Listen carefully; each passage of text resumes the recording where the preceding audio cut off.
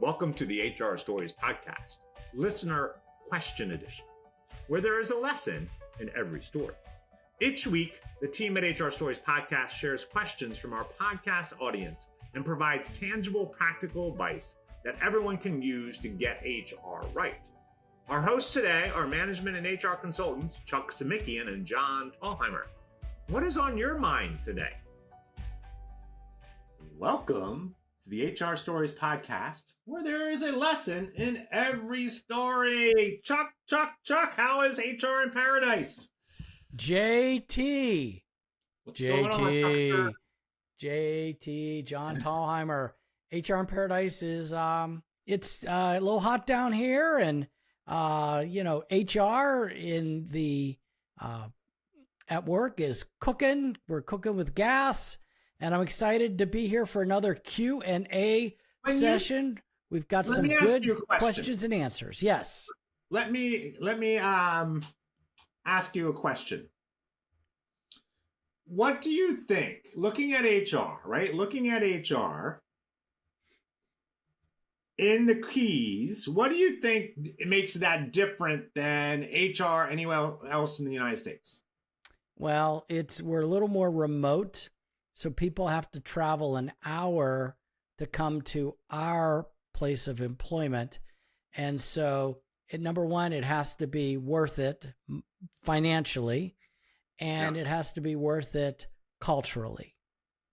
And so we have to pay a little bit more than what maybe a high population center might have, but they have their own issues, and we have to make it pleasant. People have to want to come to work. There's a reason, but those are the two big things. And so the talent pool, it can be, we have a lot of people applying, but we're more of a 4-diamond resort. So we want to kind of raise that level. But then sometimes I think your guests are, they don't care whether someone is like bubbly and friendly or just, can we get our food?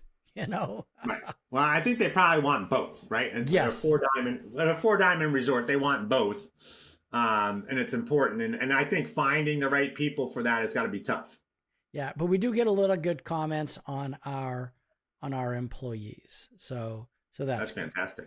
Yeah, that has a lot to do with the organization, your leadership, I'm sure, and just the leadership in general, just bringing in great employees, because it's hard. It's hard. Yeah, it is. And, one of the roles of HR is a lot of times my perspective is remove the hassle factor from the employee's daily grind, right? If it's a hassle to put in a PTO request, if it's a hassle to get your work schedule, if it's a hassle to get your, uniforms cleaned, or to get new uniforms, or to get you lost your name tag. Is it a hassle to get your, whatever I can do to remove those hassles is always a key goal. That's fantastic. I love it. I love that you're always thinking about that. That's why I love these podcasts. I get to ask you questions. Yes, you do. And I like to answer them. So, and we have a couple of great questions today. John T. Tallheimer, do you want to start or you want me to start? I'll start. I'm fine with asking you some questions. All right. So imagine this. You're an HR manager and you decide to celebrate something. And you decide that you're going to celebrate that something with a big company lunch. How much do you take into account people's dietary restrictions? Yeah, 100%. 100%. You ask if there's any diet, because it's not only a good idea, but it shows you care. It shows that it allows them to still participate. Now, if it's like, oh, my dietary restriction is I don't believe in eating meat, therefore you shouldn't eat meat. Well, guess what? We're going to serve meat, we're going to serve fish, we're going to whatever. But, sometimes people are plant-based. Sometimes people have gluten sensitivities and allergies. And sometimes people have allergies to even beef, or they have allergies to peanuts, or they have allergies to, I've heard some crazy allergies, John. I'm allergic to, someone told me they were allergic to coffee one time. I'm like, coffee? They're like, yeah, I haven't had coffee in 30 years. I'm like, oh my gosh, allergic to bananas. So that's important. You don't want your employees to be rushing to the emergency room on your event. Number two is you're going to have some vegetarians. You're going to have some vegans. You're going to have some folks that, they would rather, and, not eat, these things, right? They have deeply held beliefs. So guess what? Let's go ahead. Let's accommodate them. There's nothing legal maybe about it, but it's an accommodation. So I think that's great when companies do that and take those things into consideration. And it's all about, DEI is not all about, maybe race or religion. Inclusivity can include many things. And I think taking dietary restrictions in is an inclusive practice. That's great. Yeah. I had an experience. I was in charge of, I don't remember what it was, but we had numerous events where, of course, right, we were getting pizza for the teams, right? And so the team was like 250 employees. And somehow I got put in charge of this. And at first, we just did regular pizza. And then people were like, well, I would love to have some meat pizza. And I'm gluten-free intolerant. And then right? And so they went on. And we're like, all right, we're going to do this. We're going to make it happen. And I will tell you, it caused so much drama because people would be like, well, there's no meat pizzas here. Why isn't there any meat pizzas? Because we didn't order all meat. Or people would be like, well, I have restrictions and I can't eat cheese. And so I have to say, which is not the right way. And I'm like, just get everyone cheese pizza. Either they can eat it or they can't eat it. That's what we're doing.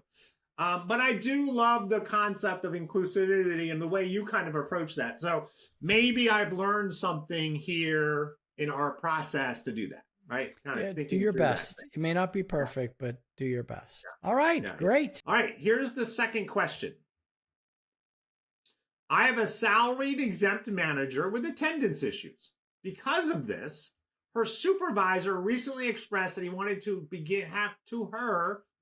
begin clocking in and out. She works in an office nowhere near any other office, so there's no option for supervision, so to speak, and direct supervision, seeing her coming in and out. It's an office that's open to the public and customer service, so we require regular office hours. I let the supervisor know that punching a clock couldn't be required of a salary exempt employees. He said it was only to address the attendance issue, not a measure of her pay. Now I'm starting to second guess myself.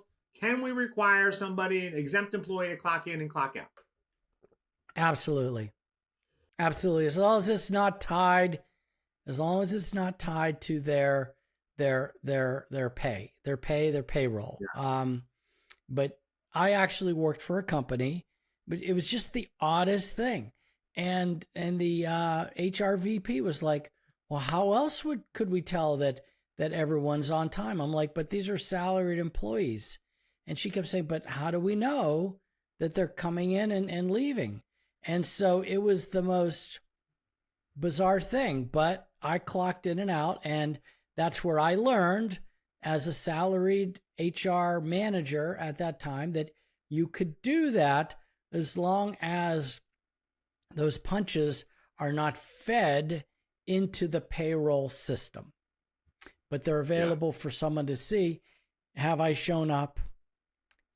Am I here on property? And some companies will want that, not just because of attendance issues, but there are companies that may have certain levels of security and maybe some hazards. And so it is very easy to run an on-premises report when everyone does that. To see I think who's that here. Safety and security can be really like, we need to know who's on site at all times. And so we need you to punch in and punch out. Now, a lot of companies are now using security cards to get people in and out of the building. you can also run a report that way as well. And again, maybe a smaller office maybe doesn't have that security stuff.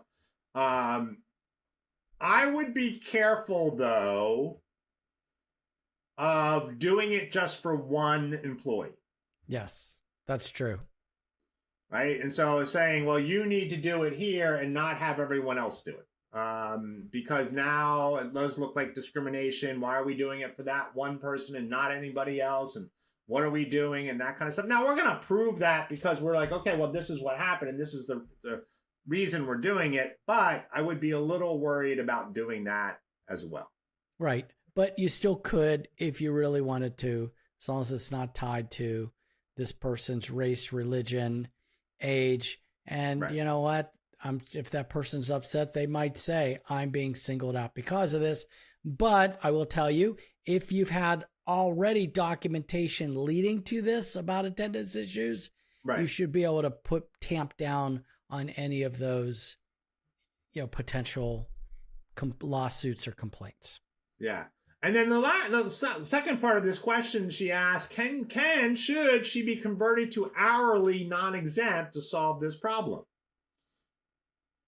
Well, once again, that would pierce the bubble a little bit. So if there's anyone else with a similar job title, similar jobs, you'd have to turn them hourly non-exempt also. And you'd have to pay her overtime. And then you got to pay her overtime. Right, which means you'd have to pay everyone overtime. Yeah. Probably not the best decision for the organization, I don't think. Right? And so kind of doing that. All right, well, that's good. That was a good answer, quick answer. We're quick answers today. All right, here's the third question. What's the best way to develop a time off policy? What should I think about? And I'm going to be honest to you, Chuck. This is coming from me. So I want you to give me some information. I just figured we do it right on the podcast instead of, us talking behind the scenes. Yeah.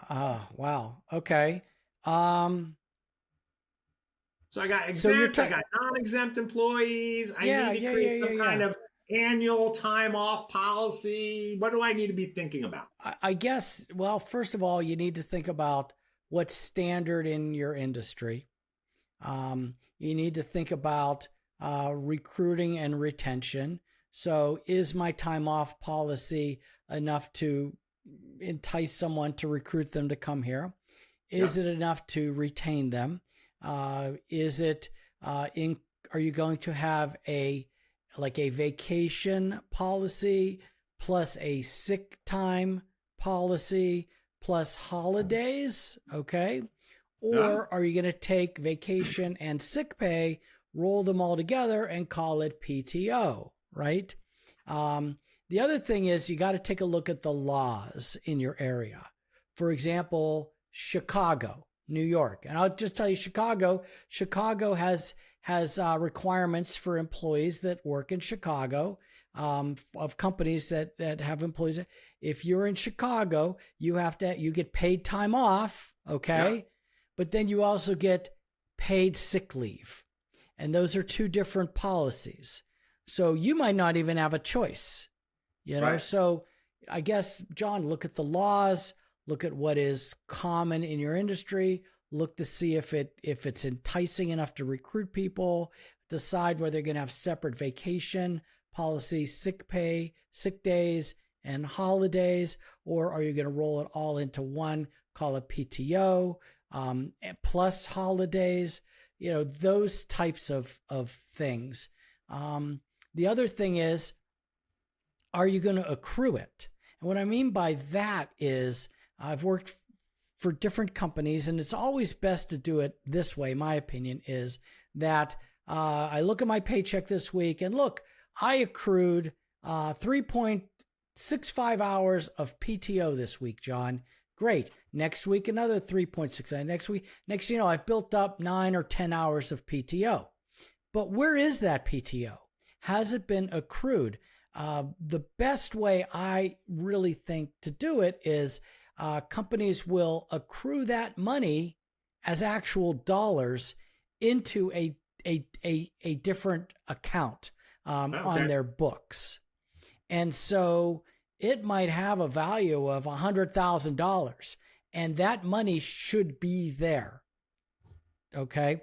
And and then when people want to take PTO, they want to take vacation or something along those lines, it comes out of that fund rather than the regular operating fund going forward. I'll give you an example where that's beneficial.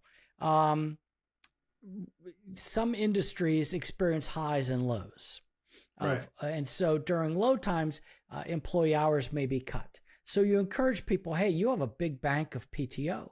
Why don't you take the PTO? Because that comes out of a different funding source. Yeah, so if you cut back a day and you got 32 hours, you take 8 hours from your PTO if you want to do that, right?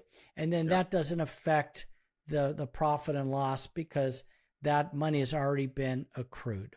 The other thing you want to keep in mind, John, is payout at the end of the employee's term with the company. So do you pay it all out no matter what, whether it's a voluntary or an involuntary termination? Do you have something where you say, hey, you might have voluntarily left and you gave proper notice and you can get your PTO paid out, but you need to be here at least maybe 6 months. Right. Okay. Is there a cap on how much PTO someone can accrue?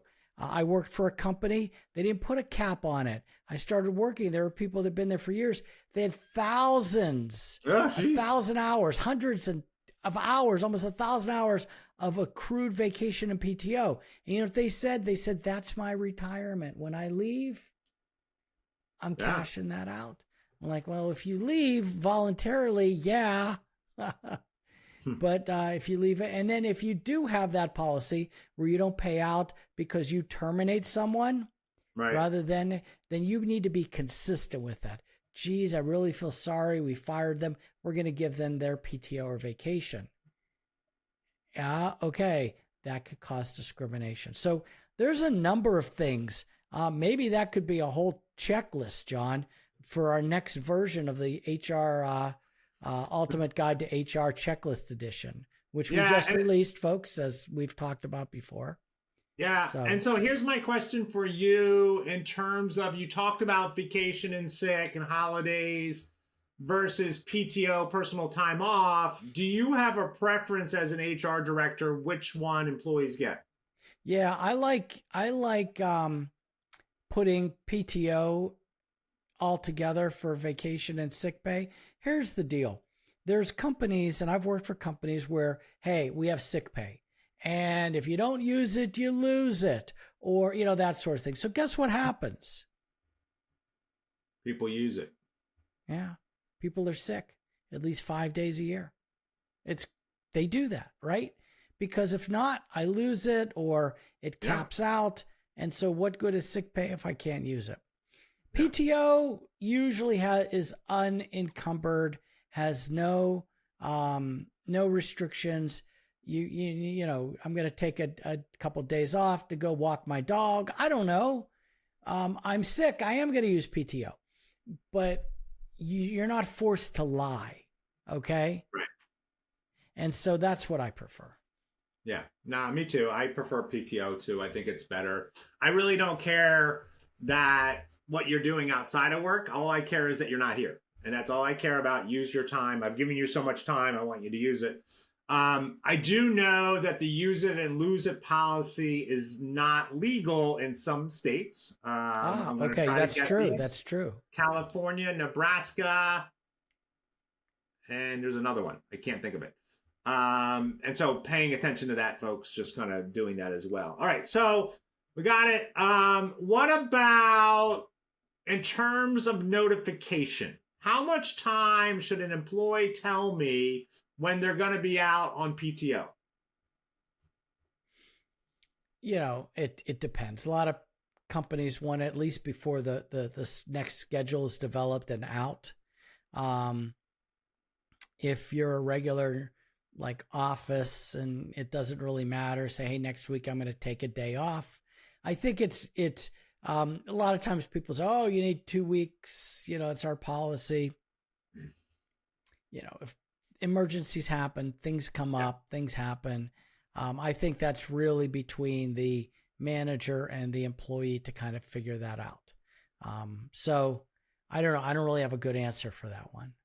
Yeah, I'm the opposite. I'm a big schedule coordinator, and I know that when somebody's not going to be here, we have to backfill. We got to figure that out. I want as much advance notice as possible, understanding that they can't give me notice that they're going to be sick, right? And so I get that, and I'm not. But if it's not a backfill job, if it's a sole contributor job, I'm the only one that does it, and I say, look, I'm next Friday, I'm going to take half day PTO to go to a doctor's appointment, or hey, half day is one thing, right? Yeah. Half day is one thing, but I'm thinking like it's Thursday and they're going to be off all next week. Then that makes me a little nervous. That's true. Yeah, gotcha. Right. So all right, John, we're excited. We have launched our book. It's out there, The Ultimate Guide to HR Checklist Edition. You want to find the links in our show notes below. Get the book. It is a well, we've had great reviews. Rave reviews, shall I say? Rave reviews, and it's helping HR people, business owners, and managers kind of see their way through the myriad of HR and performance management situations. Ladies and gentlemen, listeners, I'm going to call you all listeners now. You have been listening to the HR Stories podcast, where there is a lesson in every story. This is the Q&A edition. Thank you for listening. We will see you next week. Thank you for listening to the HR Stories podcast. The material presented in this podcast is for informational purposes only. Chuck and John always recommend using an employment lawyer or HR consultant to handle any legal concerns or HR issues. We do our best to double check sources and make sure the information we are providing is accurate. We may eliminate or embellish without changing the basic narrative to make the story easier to understand. In certain circumstances, we may change identifying information to protect the innocent. The HR Stories broadcast is brought to you by the team at HR Stories. The team at HR Stories is designed to help anyone with HR responsibilities be better at managing the employee experience. To engage with us, go to the hrstoriesteam.com and learn more about how the team at HR Stories can support your business or nonprofit. Thank you for listening to the HR Stories podcast, where there is a lesson in every story.